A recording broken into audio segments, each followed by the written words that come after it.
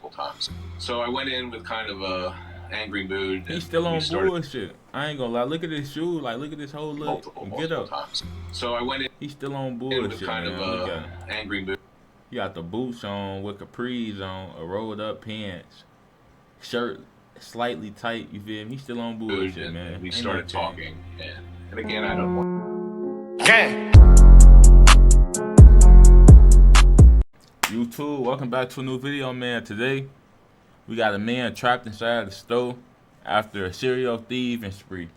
So we gonna hop right into it. This man looks like a regular shopper coming in to pick up a few goods at his local. Oh, let's check out his fit real quick. This man looks like a regular shopper coming. Like, he got the mask on, he got a duffel bag on, red flag. He got these dirty ass shoes on, another red flag. The biggest red flag here though, he ain't got no sleeves on his shirt, you know. If he had a beater like me, that's acceptable. But look like he ripped that. He did that manually. Like, it didn't come like that. You feel me? And it look like he got a hood on it. He came to steal. It's obvious. You feel me? Let's in to pick up a few goods at his local convenience store. He's anything but regular. Them shoes wide as hell, bro. He done there put something in them, you know. Like, he came to steal. I'm trying to see what he's stealing though. He opens up his blue bag and dives in. Alright, so he bold with it. His bag with chips, cakes, candy. You should have known he was bold with it when he ain't got no sleeves. And is that a hoodie I see? Hold on. I think I see a hoodie on that bit. He fills his bag with chips, cakes, candy, and soda. Don't give a fuck. And when he's done, he just walks out. You're savage with it. This man has been serial thieving at the same convenience store for the better part of a year. He's there so much, they give him a nickname, Gatorade Man, for his penchant for the thirst-quenching sports drink. At least once a week, he waltzes in, grabs some snacks. He got the trench coat on. Nobody doing nothing good with a trench coat on, man. Once a week, he waltzes in. I want a trench coat, but I ain't gonna be on no bullshit though. But you got a trench coat on, it's a red flag. Then he got something holding the door.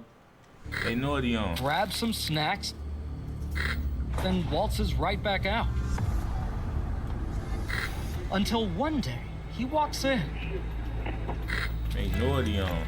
Fills up his bag. Let me tell y'all a story real quick, man. So, we had this.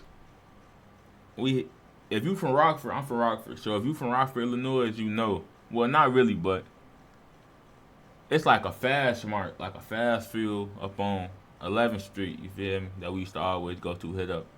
And they had like a cluck, a nigga that's damn near blind, glasses thick as hell, like that thick, you feel me? He a cluck, he probably had like Down syndrome or something. Like, he was working at the register though, but he used to work at night, like night shifts, like 12 o'clock. But it was like overnight, it was like a 24-hour gas station, you feel me? So we used to always go in there when he was working, we used to steal in his face, and he can't see that. He can only see a certain distance, so if we so far away from him, we just taking everything. He ain't even knowing, you know. He ain't even knowing. So we used to do that all the time. Like every night we used to do that, you feel me? Like damn near every night. So one time we must went, like, mind you, 11th Street, and then like where we coming from, it's like a mile away. So we used to ride bikes. Sometimes we used to walk, but this time we rode bikes. So when we went in, me and my homie, and like it was like they was all the guys at the time, but now they not the guys no more. So we all go up in there, and I guess that he must like got smart a little bit, you feel me? I guess I don't know what he did, but we leaving out, and me and bro, we get away successfully, you feel me? And then the last nigga tried to come out after staying and shit, after stealing. He must have like a broomstick. He like, bro was trying to ride off, and he like put the broomstick in his tire, and he like, I don't know how to explain it, but like the bike stopped and flipped. And he scratched like all this, like on the wall and shit, fucked him up. Bike was fucked up, everything. So me and bro already going back to like the hood and shit. We already on our way back to the hood and shit. When we get there, motherfuckers asking us, where Darius at? Where Darius at? That's his name, Darius. You feel me? That's the nigga that got hit up by the cluck. You feel me? Everybody saying, where Darius at? Where Darius at? So we saying we don't know, but whole time we knowing what just happened. But he get the coming back, and when he coming back, his bike fucked up. He limping, all type of shit. We like, damn, what happened to him? So he get to telling us what happened and shit. And like, we hit him up a couple more times after that, but that shit was just funny as hell. Like, ever since that day, we knew like he not no cluck how we thought, but he can't see, so that's like how he was able to get away with a lot of shit. You feel me? And as he's about to walk out again, the clerks lock the doors. Call this job. He's trapped. That's what you get, man. Call this job. He panicking. The clerk recognizes the man and presses a button that locks the door. He calls 911. But this thief is not going to wait for police to arrive. He kicks once, I want him to get out. Still I hope no he get luck. out. Let's see if he get out. He pushes and pulls at the door. Oh yeah, he fried. He takes a running jump and kicks some more. Them little bitty ass zebra legs, them little bitty ass deer legs ain't gonna do shit. You feel me?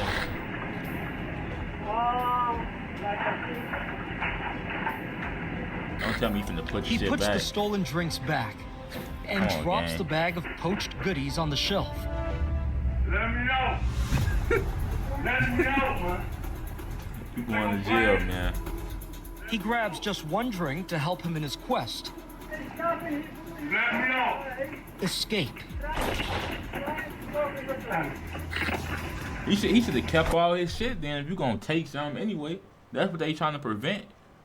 What's your point of putting it back? You feel me? All you got the drink in that motherfucker right there. Finally, after a solid 5 minutes of kicks and flying jumps, the plexiglass comes off. Oh and yeah, he go get your crawls through. shit. Go get your. And he's off. Oh yeah, he panicked. He panicked. I would've went back and got my shit. I ain't gonna lie. I'm sure like why the glass not breaking, but I seen it. It's kind of flexible. So yeah, that's like that one type of glass that like not even glass, like plastic. I would've went back and grabbed my shit though. I ain't gonna lie. Let me get all my shit that you know. He panicked. He panicked. Again. But in a surprising twist, the store's owner, Dennis Alloy, finds an unconventional solution to ending the pilfering.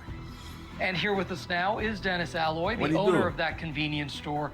Dennis, thank you so much for being here. Hi, Gio. Thanks for having me. The Gatorade man calling him a survivor, man. His ass a bitch. and was constantly targeting your store. What kind of impact did that leave on you and your staff? Drives me crazy. It takes a toll. For my employees, I don't want them confronting him physically. It's just not worth any potential bad result. He comes at will and gets away with it at will. He would come in. Oftentimes it was a few days in a row that I wouldn't see him for a little while. Then it would be a lot. That's what we used to do too. Like we used to take like the nigga Darius that got the stick poked in his bike. He was like, the folks was cool as hell, but this nigga stealing like 4 Locos and beer and shit, gang. Like, what the fuck is you doing? I still fuck with Darius, you know. We don't talk, but shorty cool. He still cool, but fuck is you doing? Stealing beer and shit, gang. That's why he caught your ass, cause you was drunk. And these guys that work for me, they have some responsibility in the store, and they feel terrible when things like this happen. There needs to be some consequences on what happens. I'm not looking to throw someone in jail and ruin their lives, you know, for what is considered petty theft. But there needs to be some consequence. Nah, definitely. Dennis, how did you decide to put an end to this? There was a local neighborhood guy. We were just discussing what issues I have as a businessman. And I talked about the crime and the shoplifting, and I showed a picture of Gatorade Man. And you know, the guy there from the neighborhood's like, I know that guy. And he's like, I'm going to take care of this for you. And 2 days later, he texts me and says, I want to meet you, and I've got the guy here, so let's have a meeting. How did that meeting go? I was not happy about him at that point. He was a big problem. He was terrorizing my employees. He'd stolen from me multiple times. So I went in with kind of a angry mood. He's still on bullshit. I ain't gonna lie. Look at his shoe. Like, look at this whole look. Multiple times. So I went in. He's still on bullshit, with kind of a angry mood. He got the boots on with capris on, a rolled up pants, shirt slightly tight. You feel me? He's still on bullshit, man. We started talking, and again, I don't want to put people in jail for things like this and ruin them. But we talked, and he kind of explained to me, and you know, he was sincere and apologetic. He talked about his drug problem and how he's been in rehab. I felt like he was trying to address that, and I think he understood that, you know, this had to end. And we kind of, you know, just shook hands. Man, I apologize. I sincerely apologize.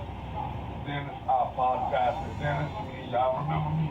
I came in here and took stuff, and I apologize. He worked for me for a full day, probably 10 hours. He scrubbed my dispensers and cleaned up the parking lot. I saw him on the cameras as I was sitting in my office just to make sure he was doing what he had to do. And actually, I wish I had my employees could do as good a job as he did. So after the conversation, those crackheads, like, this was a little bit ago, before the fent hit, but them crackheads to fix your, they'll do your brakes, they'll clean your crib. Like, they was high functioning, like they was useful, you know. But nowadays they be tweaking for. It's still something out there that'll, you feel me?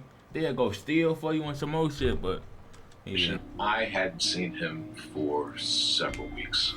One night I got a phone call from an employee saying, "Hey, he's back," and I'm like, "What I say, for? What I say? You can't take a thief out of nigga, gang. That's what he is deep down. Is you feel me? That's what he is, bro. He ain't nothing changed, you know. I do feel like he was sincere with his apologies and shit like that, though. But, you know, when you a type of person, that shit just don't happen overnight. Like, you know, he gonna come back and steal. And obviously he was stealing from this store because it's obviously easy to do. And it's probably in the close proximity to his place of residence, you know. So that's why he was doing it, though. But it don't look like he on the exact same bullshit. He probably taking one thing. That's a good thing, because he came in with a duffel bag, trench coat. He was taking the gang and shit. He broke the door. So if he taking one thing and leaving, I still look at it as a W. You feel me? Even though, like, at this point, I would have called the police on him. I ain't gonna lie. He gotta go to jail now. No way.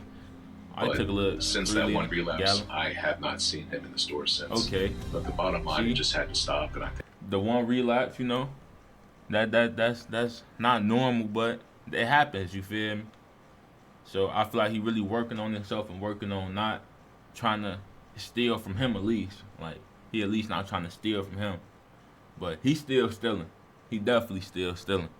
He probably still stealing to this day, but he's just trying not to do it to him because he developed a relationship with him, and, you know. I think overall, so yeah, it worked out. I feel like, yeah, it worked out for sure. It definitely worked out, man. I ain't gonna lie. I got a lot of story times about us used to, like, we used to stain for, like, we used to call it stain, like stain from stores, but we used to, like, steal from stores. And I got a lot of stories about a lot of shit. So if y'all ever wanna know about any story, just comment down below. I'll do some story times and stuff like that. But man, yeah, this was funny. I ain't gonna lie, this was a funny one, you know. I want y'all to like, comment, subscribe, and shit. We gone, man. Gang. Gang.